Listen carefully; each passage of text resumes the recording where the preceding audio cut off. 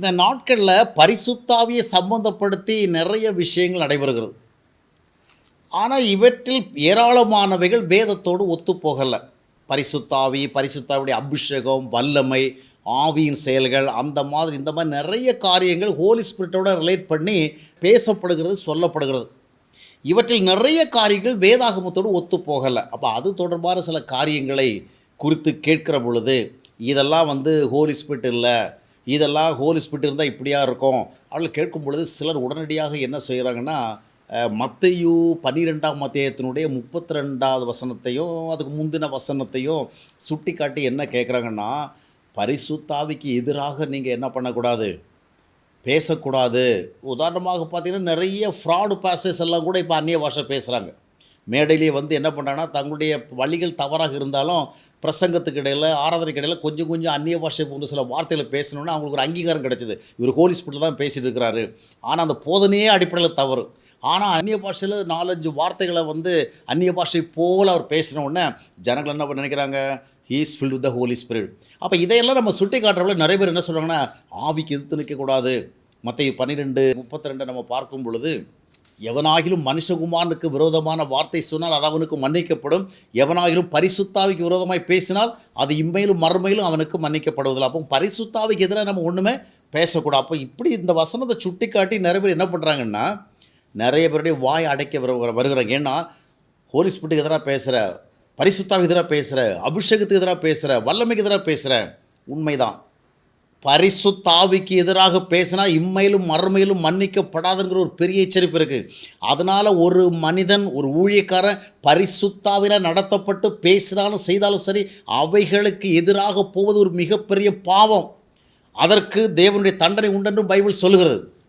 ஆனால் பரிசுத்தாவி என்ற பெயரில் இன்றைக்கு வருகிறவர்கள் எல்லோரும் பரிசுத்தாவியினால் வரவில்லை.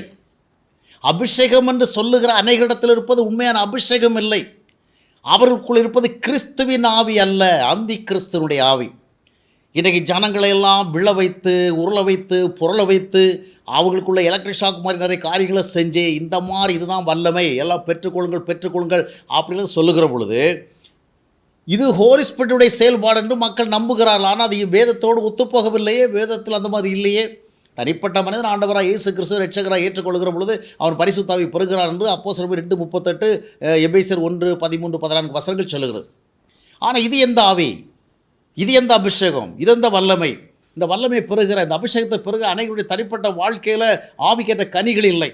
அதுபோல் மனம் திரும்ப கூட இல்லை, இன்னும் ரட்சிக்கப்படக்கூட இல்லை, இன்னும் கர்த்தரை ஒப்பு கொடுக்கவே இல்லை. ஆனால் அபிஷேகம் வாங்கிட்டு போகிறாங்க.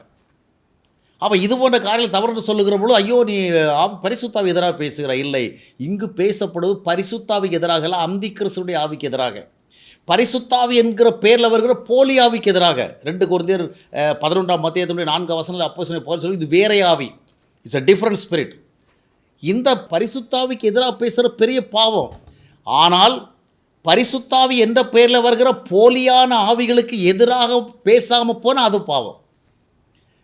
தேவ ஆவிக்கு முரணாக வருகிற, வேடம் தரித்து வருகிற ஆவியை அடையாளம் கண்டு கொண்டு பேசாவிட்டால் ஊழியக்காரங்கிறது பாவமாக மாறும்.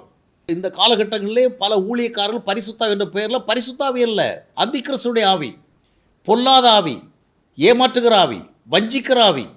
அந்த ஆவியோடு வருகிற பொழுது அதை சுட்டி காட்டாவிட்டால் அது பாவமாக மாறும். நாம் என்ன சொல்லுகிறோம், ஐயோ நீ ஆவிக்கு எதிராக பேசினா உனக்கு மன்னிக்கப்படாது. உண்மைதான், தேவாவிக்கு எதிராக பேசினா மன்னிக்கப்படாது. ஆனால் இது தேவாவி அல்ல, இது அந்தி கிறிஸ்துடைய ஆவி, இது போலி ஆவி, இது ஏமாற்றுகிற ஆவி.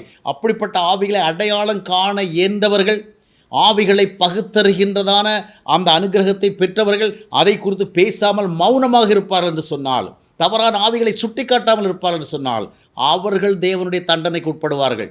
இன்னும் ஒரு காரியம் சொல்லப்படுகிறது, எந்த ஊழியருக்கு எதிராக பேசக்கூடாது. ஏன்னா மோசைக்கு எதிராக பேசினால மிரியாமுக்கு குஷ்டரோகமே வந்துச்சு.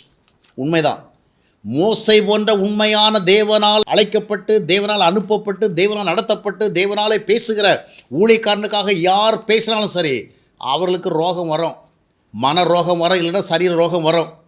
மிரியாமுகம் வந்தது.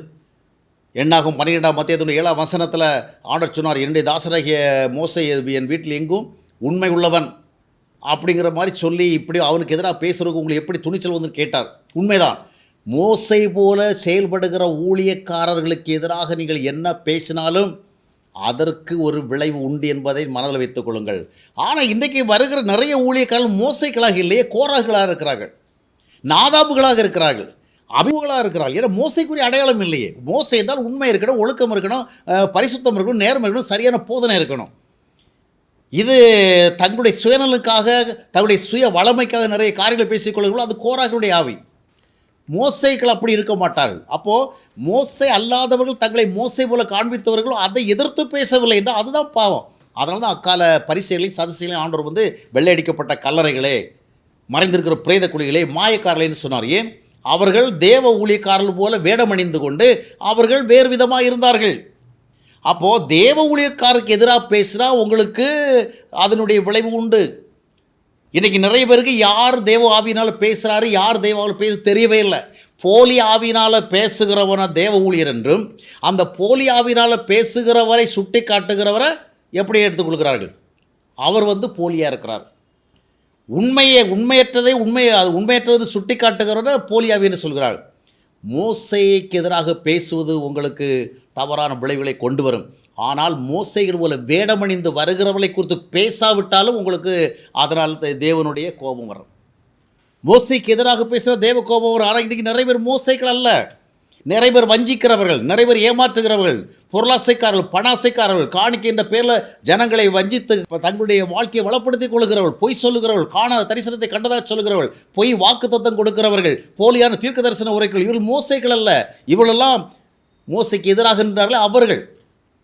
அப்படிப்பட்டவர்களை நீங்கள் அடையாளம் காட்டாவிட்டாலும் உங்களுக்கு தேவ கோபம் வரும். இன்றைக்கி நிறைய ஊழியக்காரங்க, நாங்கள் யாரை குறித்து ஒன்றும் சொல்ல மாட்டோம், நாங்களாம் புனிதமானவங்க, நாங்கள் ரொம்ப செயின்ஸு, எங்கள் வாயினால் எந்த குறையும் சொல்ல மாட்டோம் அப்படின்னா நீங்கள் தேவ கோபத்துக்கு உட்படுவீங்க. குறைகள் இருக்கிற இடத்துல குறைகளை சொல்லாமல் ஜனங்கள் வஞ்சிக்கப்பட இடம் கொடுத்தால், நீங்கள் எந்த போதகராக இருந்தாலும் சரி, எப்படிப்பட்ட செயின்ட் போல மக்களால் அறியப்பட்டாலும் நீங்கள் தேவ கோபத்துக்கு உட்படுவீர்கள். மோசைகளாக இல்லாமல் இருக்கிறவர்களை அடையாளம் காட்ட தவறுவீர்கள் என்று சொன்னால், அவர்களுடைய உறவுக்காக, அவர்களுடைய தொடர்புக்காக நீங்கள் மௌனமாக இருப்பீங்கன்னு சொன்னால் தேவ கோபம் ஒரு நாள் உங்கள் மேல் வரும். அதுபோல் இன்றைக்கு நிறைய பேருடைய பிரசங்கள் தவறு, போதனைகள் தவறு, உபதேசங்கள் தவறு. இதை சுட்டி காட்டினா, ஐயோ கர்த்தருடைய வார்த்தைக்கு எதிராக பேசினா உனக்கு தண்டனை வரும், தேவ வார்த்தைக்கு எதிராக பேசக்கூடாது. உண்மைதான். தேவ ஆவியில் நிறைந்து தேவனால் ஏவப்பட்டு ஒரு மனிதன் தேவ வார்த்தை பேசுகிற பொழுது அந்த வார்த்தைக்கு எதிராக நீங்கள் பேசுவீர்கள் சொன்னால் அதனால் தேவனுடைய அதிருப்தி, கோபம் உங்கள் மேலே வரும். ஆனால் இன்றைக்கு நம் மத்தியில் இருக்கிற நிறைய போதர்கள் பேசுவது தேவ வார்த்தை அல்ல, சுய வார்த்தை. அது அவருடைய சொந்த ஆசைகளை நிறைவேற்றுவதற்கு அவர் உருவாக்கி கொண்ட வார்த்தை. அநேகரிடத்தில் இருப்பது தேவனுடைய வார்த்தை அல்ல, சாத்தாருடைய வார்த்தை. எனவே தான் தவறான உபதேசங்களோடு வருகிறார்கள். இன்றைக்கு இந்த ஐஸ்வர்ய போதனை கொடுக்கிறவர்கள் கிருபை போதல் என்று சொல்லிக்கொண்டு உலகத்திற்கு ஏற்றபடியாக வாழ்ந்து கொண்டு, பகட்டோடு வாழ்ந்து கொண்டு, படோட வாழ்ந்து கொண்டு, ஆடம்பரம் வாழ்ந்து கொண்டு தேவனுடைய வார்த்தை பேசுவது சொல்லுகிறார்களே, அதெல்லாம் தேவ வார்த்தை அல்ல. அந்த தேவ வார்த்தை அல்லாதவை அடையாளம் கொண்டு கொள்வதற்கு உங்களுக்கு ஆவிக்குரிய பகுத்தறிவு வேணும். அந்த வார்த்தையில் அடையாளம் கொண்டு கொண்டு நீங்கள் எச்சரிக்கவில்லை என்று சொன்னால் உங்கள் மேலே அதிருப்தி வரும். தேவனுடைய வார்த்தை எது, சாத்தானுடைய வார்த்தை எது, சுய ஆவியின் வார்த்தை எது, நம்ம பகுத்தறிய தெரியணும். இன்றைக்கி நிறைய போதல் பேசுவது தேவ வார்த்தை அல்ல. ஆண்டவர் பேசுகிறார் சொல்லுவாங்க, பொய் சொல்லுவாங்க, தங்களுடைய சுய ஆவியின வார்த்தைகள். அப்படிப்பட்ட தேவ, இப்போ மாதத்தில் முதல் நாள் வருது பாருங்கள், என்ன வார்த்தை வருது, இந்த மாதம் கர்த்தர் ஒன்று இப்படி ஆசீர்வதிக்க போகிறார், அது தேவ வார்த்தை அல்ல, இவங்க உருவாக்கின வார்த்தை, ஜனங்களை ப்ளீஸ் பண்ண ஏற்படுத்துகிற வார்த்தை. அப்போ இது போன்ற காரியங்களை எதிர்த்து சொல்லாமல் போனால் தான் உங்களுக்கு பாவமாக மாறும். தேவ வார்த்தை அல்லாமல் மனிதர்கள் தன்னுடைய சுயாவில் பேசுகிற வார்த்தைகளையும், பிசாசு ஆவிகள் பேசுகிற வார்த்தைகளையும் ஒரு ஊழியக்கார அடையாளம் கண்டு கொண்டு ஜனங்களுக்கு அதை வெளிப்படுத்தாவிட்டால் அவன் மேல் தேவனுடைய அதிருப்தி வரும். நீ அறிந்திருந்தும் அறியாமல் இருக்கிறாயே. எசேக்கியேல் தீர்க்கதரிசி புத்தகம் 33:7 வாஸ்து பார்க்கும் பொழுது, நான் இந்த ஜனங்களுக்கு முதல்ல உன்னை காவலாளியாக வைத்திருக்கிறேன். அப்போ காவலாளி கண்டுபிடிக்கணும், எது தேவ வார்த்தை, எது பிசாசின் வார்த்தை, எது சுய வார்த்தை. எனவே பரிசுத்தாவிக்கு எதிராக பேசுவது பாவமாக மாறும். ஆனால் போலி ஆவிகளோடு பேசுகிறவர்களை சுட்டி காட்டாவிட்டால் அது பாவமாக மாறும். மோசை போன்ற தேவ ஊழியர்களுக்கு எதிராக பேசுவது பாவமாக மாறும். ஆனால் மோசை போல வேடமணிந்து வருகிறவர்களுக்கு எதிராக பேசாவிட்டால் உங்களுக்கு அது தேவ கோபத்தை கொண்டு வரும். தேவ வார்த்தைக்கு எதிராக பேசுவது உங்களுக்கு பாதகமாக மாறும். ஆனால் தேவ வார்த்தை என்ற பெயரில் பிசாசின் வார்த்தை, சுய வார்த்தை பேசுகிறவர்களை சுட்டி காட்டவில்லை, அதனால உங்களுக்கு தேவனுடைய அதிருப்தி வரும். எனவே விழிப்பாக இருப்போம், வேதத்திற்கு ஏற்றபடி வாழ்வோம், சத்தியத்திற்கு முக்கியத்துவம் கொடுப்போம். கர்த்தர் நம்மை ஆசீர்வதிப்பாராக.